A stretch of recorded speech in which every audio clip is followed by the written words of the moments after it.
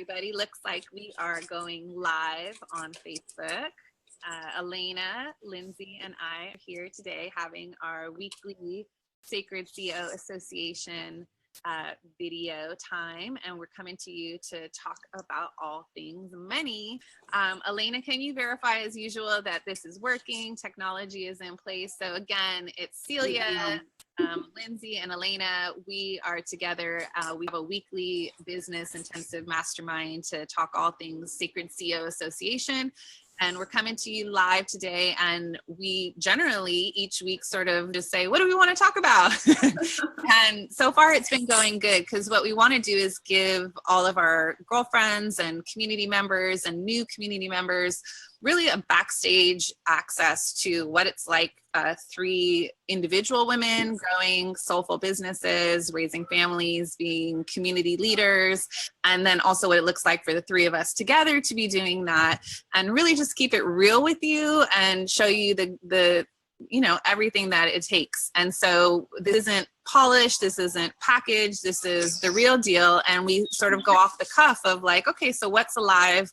What do we want to talk about? And this week, it was really clear that this topic of money has been coming through. And make sure you stay to the end of the video, because we have something really exciting to announce to you that literally was just created off the cuff. And so we're modeling really what it looks like to both be individuals who are working on being aligned and staying fine-tuned to the guidance that we're receiving, but also as business owners and sacred CEOs, really aligning ourselves to what we're feeling is alive within our communities and what people are talking about. And so I've just come off of a launch of the Superfly program, and Elena previously did the Divine Self-Care Circle, and Lindsay's just finished up the Journey to Right Livelihood, which was one of her signature programs. So we have a lot of reflections of not only what it was like for us doing the launches and then facilitating the programs, but what we're hearing from our community members who have journeyed with us through those programs, and even in our broader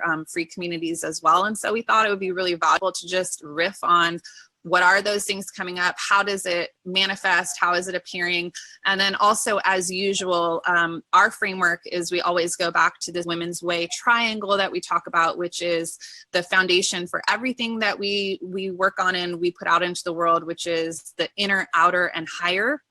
And making sure that everything that you're doing in your life, whether it's within your role as an individual or as a parent or as a spouse or as a CEO, that you're really making sure that you're approaching it from a holistic perspective and not leaving out any one of those pieces of the triangle, the inner, the outer, the higher. And that could be applied to inner power, inner work, inner growth, really any way you want to look at it.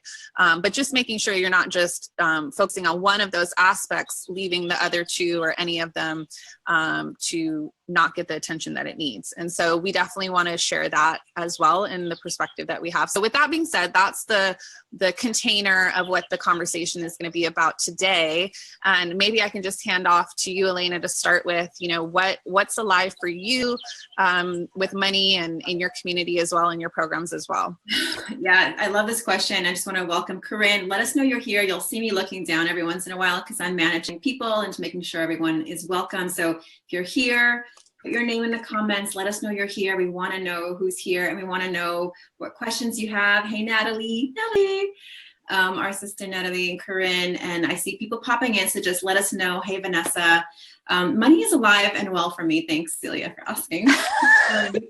I think it's such an important topic, especially for women. And in my world, in my Divine Self-Care Circle world, and the teachings that I'm bringing forth into the world about divine feminine and flow. I mean, this what we're doing right now, and how you just mentioned that we're in flow. We are so in alignment with what's coming through. That is so much in the feminine way of operating. And then we come back and we put sort of the masculine strategy around it, and we break it down into frameworks. And instead of starting, with the other way, which is like super, super strategic, and we got to get this done, it doesn't feel good, got to keep going anyway, we do pulse in and take pauses. And the same goes for the relationship with money, especially because it can bring up so much stuff and we are not immune to, from that. And I think no matter what level you're in, it's going to be about really understanding that you do have a relationship with money. And the way I look at it is always from I'm the inner area of the triangle. So for me, I always come back to, what is my relationship? What is my responsibility? What is my role? How am I putting myself and my energy into the world that's then reflecting back to me how money is coming or not? And so, I've had really phenomenal launches where money just seems to come from all directions. And I've had other times where it's like, where is it? Like, why is it so quiet?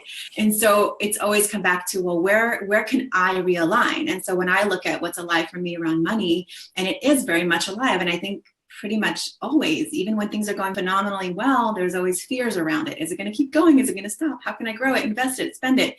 When it's going not so well, of course, it's at the center of our energy and attention. And so for me, when it comes in cycles, like I think everything else does, even if they're subtle cycles. And being a mom and a wife and a business owner, it's sort of always at the forefront of what we can do in terms of resources, in terms of enjoyability in life, in terms of paying for food, and so like super daily awareness. But for me, and as you know, the three of us have been talking about this quite a bit, which is why we're talking to you about it today, because it feels very, very alive for all of us in our communities, regardless of where your focus is right now in work. I've had to really take stock and really just do another round of cleansing in my own life, in my own external environment. So I have done simple things like really come back to my core daily practices of making sure that I am aware of where I'm spending my money, what I'm spending it on, where I'm spending my time. Am I doing things to actually grow? Am I feeling stuck? Am I feeling so scared that I'm not doing anything? That happens quite a bit. And learning to come back to what I believe is the core for me is taking care of myself so well that I have the confidence and the clarity I need to take that next little step or big step that I need to take. I've also gotten rid of a lot of stuff. Like I just did another purge in my closet. So that always feels really good because it allows you to symbolically let go of things that no longer fit. Like literally and symbolically. I've gotten rid of like a chair here that I've just been looking at for months. I'm like, I don't like that chair. Why is it sitting there? And so Lindsay asked me a question recently, like something like, do another, I forgot exactly how you put it, but that's what prompted me getting rid of the chair. I'm like, you know what? I don't like that chair and I don't want it in my sight anymore. And so I'm just kind of walking around my house and clearing spaces. And that is a very simple thing to do, but also a very powerful thing to do in terms of what you can experience. And I think you actually don't even feel it until it's gone. And all of a sudden it's not taking space in your attention anymore. And so for me, it's very, very much about getting aligned with how I intend to feel, and then combining it with allowing yourself to really like settle into the gratitude of what is, and really get into the present moment, which is where the magic happens, which is where you can say, well, I might not have made that $500,000 that I was setting my goal to make, but wow, look, my refrigerator is full. I have clothes to wear. I have a warm house to be in. I have friends that I can call and say, I'm not feeling so good today, and just really be okay with that. So it's a real sense of balancing, like for me, how do I make sure that my inner world is feeling clear and aligned and joyful, right? Because we can access that joy from just remembering that our heart is beating. So coming down to like the minute alignment with gratitude and what is, so that you can then step forward. So that's sort of how I process things and how I teach it. And for me, one of the biggest things that I learned from my work with both of you and in my work in general is taking that like pause to integrate, pause to say, wow, let me look back now and see what worked well, what didn't work well, and how can I then shift whatever needs to be shifted. And before moving forward, let me let go of things that aren't working anymore. And it's a really powerful practice, also one that we skip over all the time. So just that point of integration and reflection and letting go. So there's a lot of core things I think we can break down and teach, which we are intending to. But overall, that is definitely like that inner alignment with your external world is so important, and sometimes taken for granted because it doesn't feel like it's bringing back return on investment, but it so much does. So that's just the beginning. Yeah, so I love that. And I'm curious, there's a question you can ask for those who are listening in or maybe are listening later around the inner work around money, that piece. Is there anything that we can find out from the audience that you would think of? I have an idea, but I'm just curious if you do. Yeah, I think one question that I asked myself a long time ago, I was asked, and then now I ask in my clients and when we do work together, is how much abundance can I tolerate? Because it's almost flips the question. It flips it on, not like, what do I deserve? Because that's a great question too. Or what am I not allowing myself to enjoy? Which is a great question too. But really, like, how much abundance can I tolerate? Because that'll give you access to your beliefs around money. Like for me, sometimes I used to look at people in really, really nice cars. Like, I love my car. It's a nice car. Believe me, by any standards, a nice car. But there's better cars. Like, I want a Tesla or I want a whatever. And I look at it and I'm like, I can hear a story about it. Like, oh, they must make this much money and have this kind of house and are super organized, and I can hear my own story. And so for me now, I'm like, well, is that true? I don't know. It hits my own like upper limit around what I feel like is true for me and money. So when I hit my point of like what I can tolerate, I'm like, well, I can tolerate a really nice car, but it's used. Or like, I can get a really nice dress, but I got it on sale. Like, so for me, I see my stories around it. So I would ask you, what is your level of abundance that that you can tolerate, and start noticing even just what that question brings up for you. Because I had never been asked that before. And when I was asked it for the first time, I was like, what do you mean tolerate? Oh, wait a minute.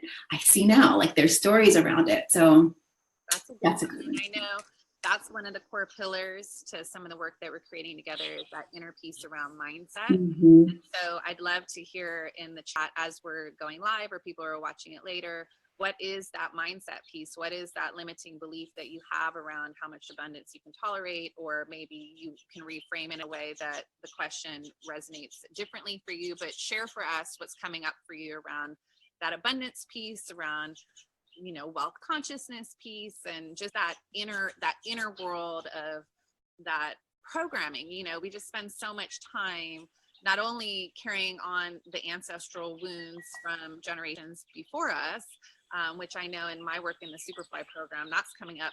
I mean, it always does, but of course, it's like week 2 and we're already into ancestral trauma. And people are like, oh my God, this is really intense. I'm like, yeah, it is. If we want to be abundant, if we want to be world changers, if we want to be amazing leaders, even just in our own lives, show up fully, we have to realize not only are we carrying in a bunch of junk from generations before us and potentially lives before us, but we're also carrying the programs from our parents, the programs from our community, the programs from our leaders, the television, all of that. And so for me, what is alive for me in the outer piece of the triangle that I represent in our triad here is, I just did this amazing, super aligned, super just fulfilling free 14-day training. It was this Rise Up and Take Soulful Action training. And this was by far probably the most exciting piece of work I've created in a really long time. And it felt so effortless. It felt so much ease. There was so much flow and so much engagement. And I'm sure a lot of the ladies who eventually will watch this will participated in it. So I'd love to hear from them. And each day it was a different topic, and it was very carefully crafted. It was essentially the evolution of empowerment, right? And so all of the stages and phases and transitions you go through to become a fully enlightened, fully empowered woman. But as I was getting ready to wrap it, I was like, wait a minute, I didn't talk about money yet. Like, I need to talk about money. And so right at the last minute, it was literally the night before, I was like, I'm changing the last day's subject to money. I was like, it was such a blind spot. And I know, Lindsay, over the years, as we've worked together and collaborated together, you're always like, women just don't even put the money on the table. They don't even put the money on the list. There's some shame or weirdness about even just saying, I want to talk about money, or money matters, or whatever.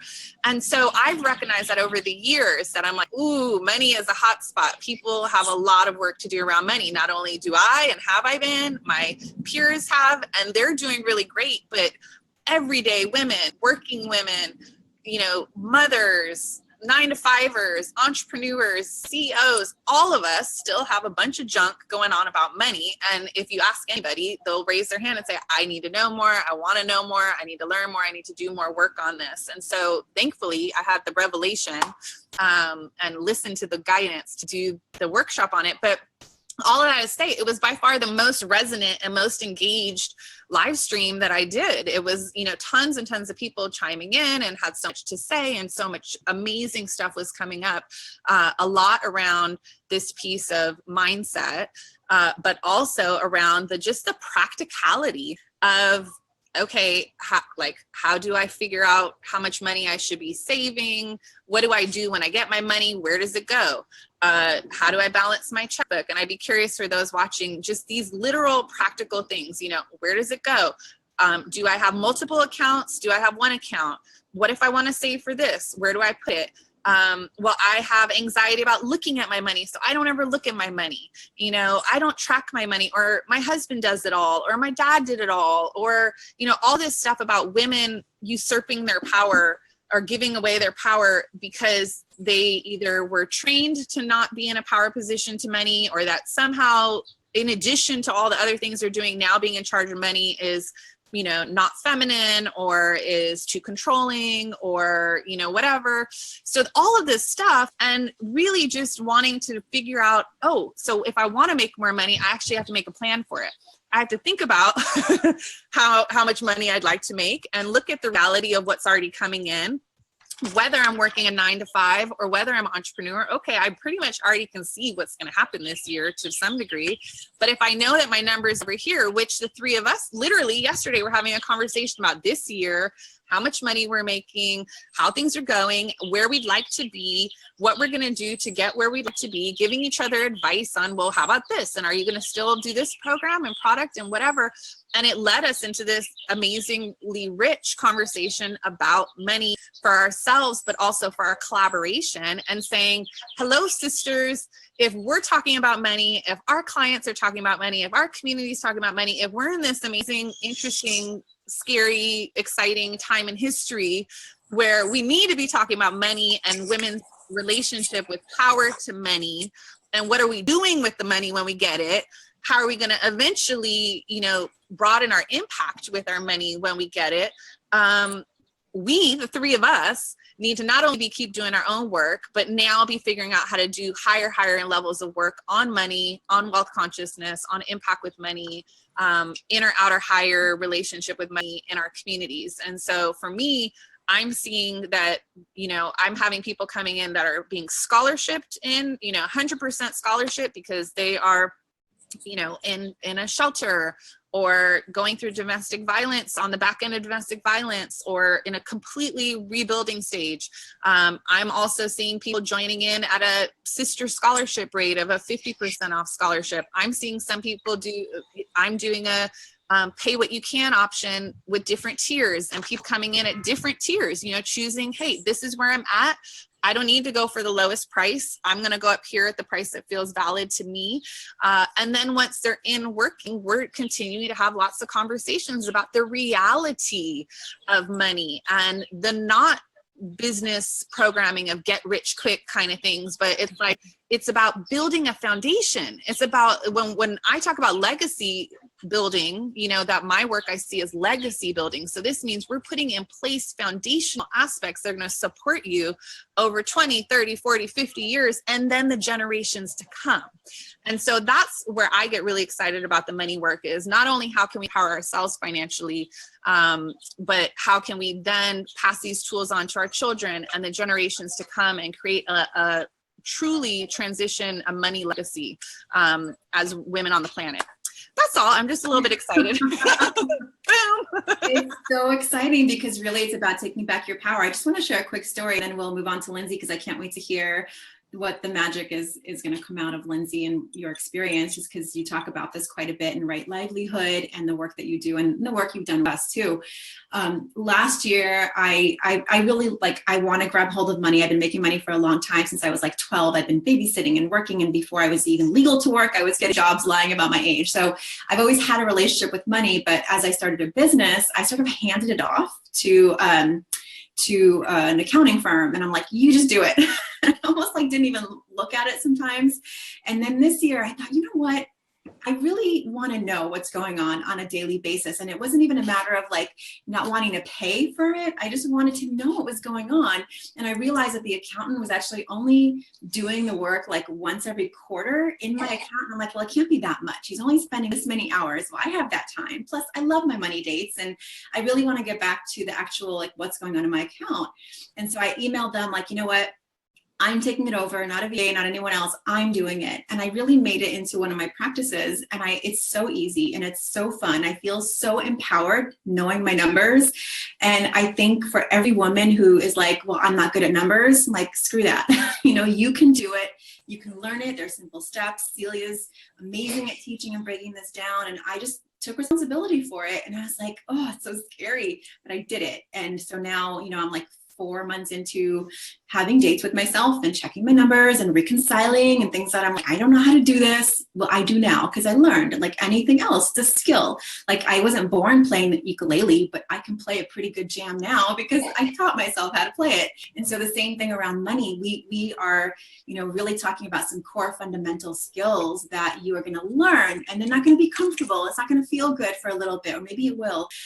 But for the most part, it's like learning anything new. It's a skill set around money. And so I think you just got to really give yourself permission to not be good at it. And that's okay. That's how we're all starting. It's a starting point, and that you can develop. So just wanted to add that.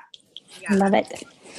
And I just want to chime in and just say on that point, I love the grow your skill set, and I have so many exciting notes for the co-creation we're working on right now.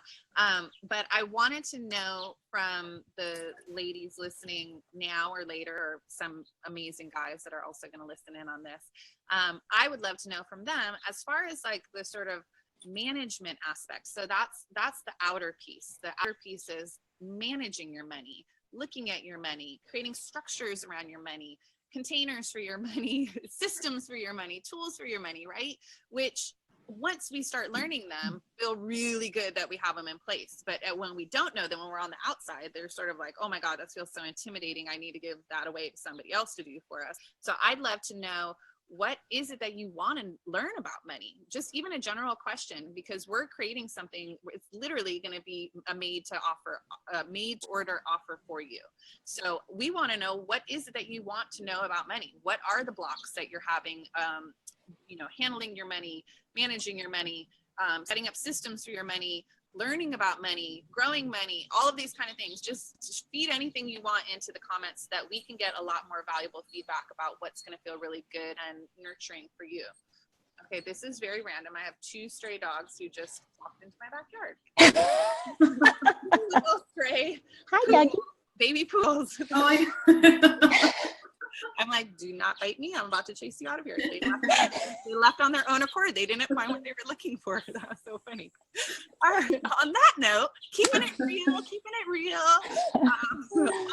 We're handing off to you, Lindsay, to bring up the rear with the higher conversation around money. Yeah. I'm just so glad we're talking about it. Like Elena said, I've been a big fan of money since I was a little girl too. And liking money and wanting to make money and saving money and having my own money to spend actually had its own downside too. People kind of were like, why do you care about money? Why do you work? Or why did you have to work? Like, I started to observe other people's stories and patterns around money, and started to maybe even hide a little bit the fact that I think money is pretty darn cool, and that I think that it's something to be in relationship with, like anything else that can be super, super positive in your life. So that thread of liking and loving money and appreciating money, but also getting to know what money is, for me, grew and evolved right up to the point where I started my membership community, the Mystic Society, and I put it right up there. We were going to talk about money, magic, and meaning. And I remember the kind of trepidation and excitement that brought up in people, because they're like, are you really going to put those things together, like spiritual stuff and money, like right there? And my answer is, it's already connected. It's absolutely already right there happening. The choice is whether you want to engage with it, become more familiar with it and more comfortable, and also develop the skill set to influence it in a positive way, to shift your relationship to money in a way that feels real good to you. So so all that to say, it's a conversation I'm super excited about. It's one that always weaves into everything that I do. But like I was saying offline earlier with Celia and Elena, as they both referred to, it's super up in the field right now. It's super up.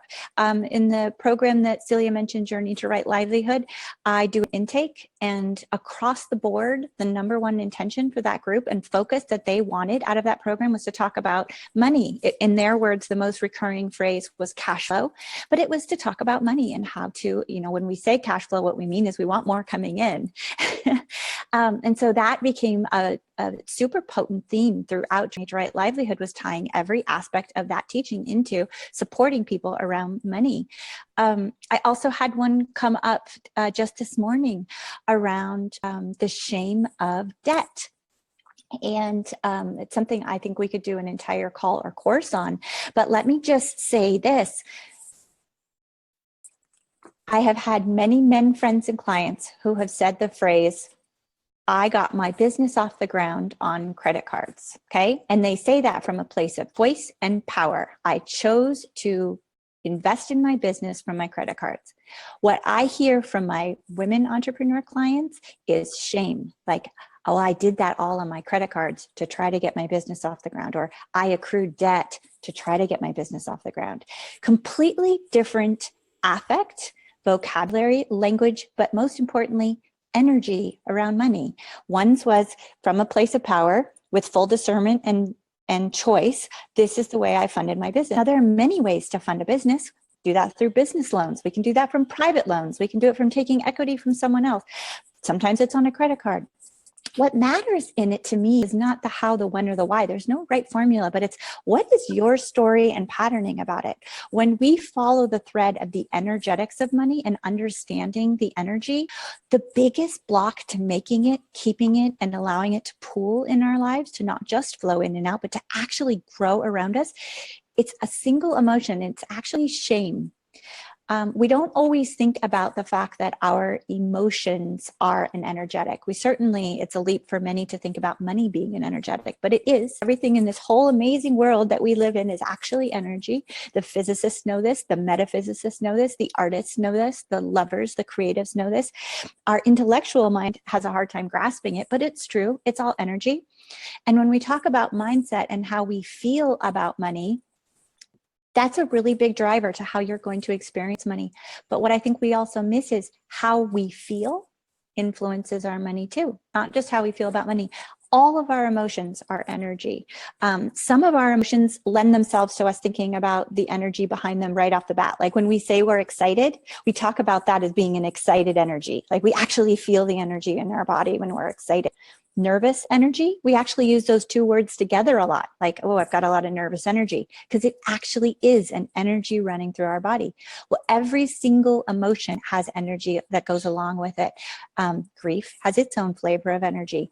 Shame has a super powerful energy that causes us to suppress and block and go underground. And when shame is present, which it is for all of us in some way, whether that's, as Celia said, from ancestral patterning, whether it's from our parental relationships, whether it's from our own personal journey. I know I started to integrate shame because for some reason I like to talk about money, and whether that's adults saying, oh, kids don't talk about money, or whether that was friends saying, well, if you're really spiritual and enlightened, then you're not thinking about money.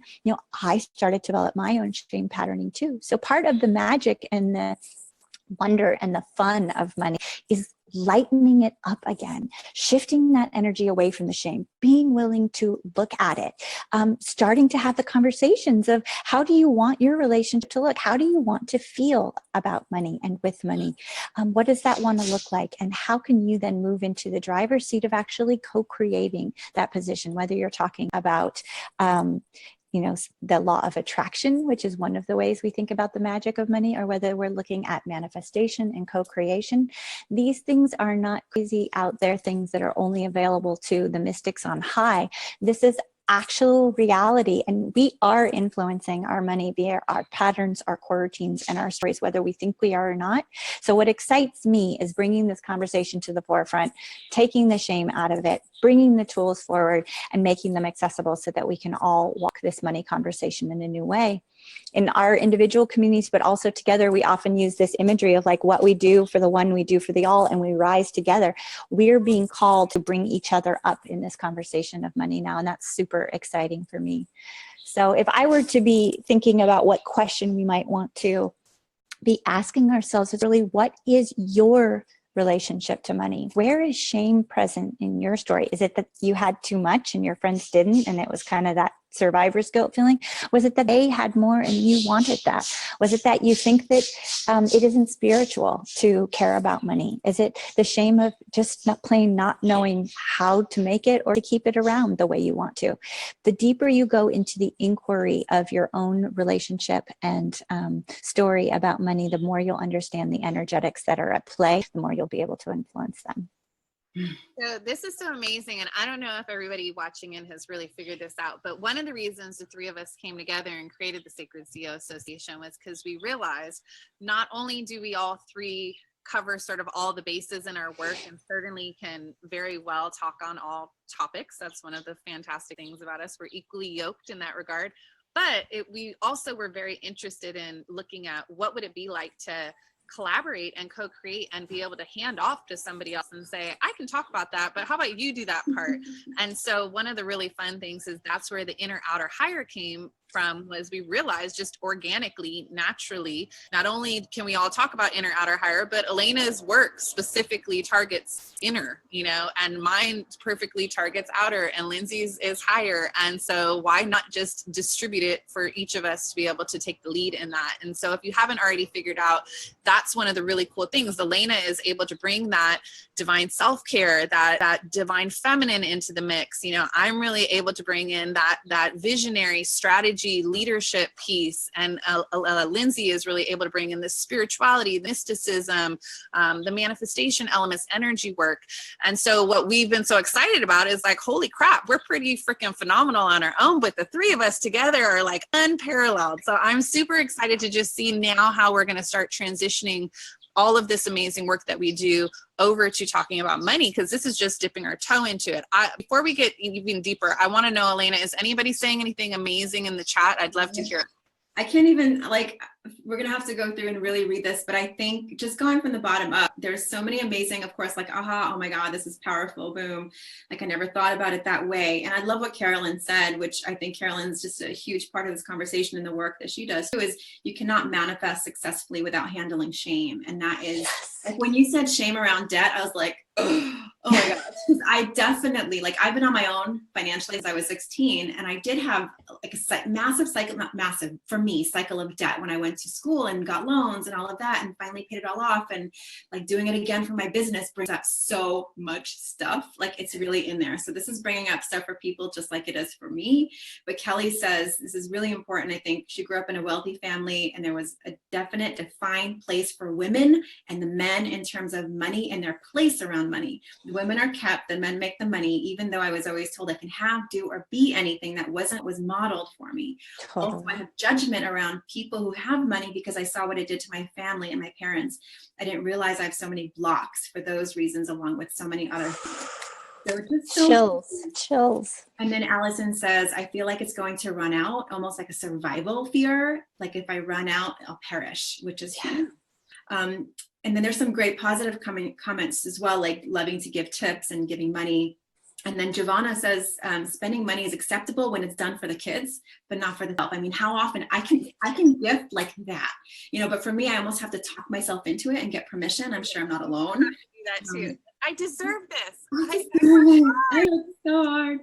And then Krisha is saying she was just highlighting the shame piece, and I think that was really great. Good debt, bad debt, taking emotion out is the key. That was from Shelley Stone, which is great. She had some awesome comments as well. So there's actually quite a bit here. So I would love to know, even if you're watching this as a recording and we can't respond to you live, we will get tagged. We'd love to know, what, like Lindsay said, what is your relationship around money? I just had a huge shift around it just this week, going through the Journey to Right Livelihood with Lindsay. And I just had this whole new connection happen.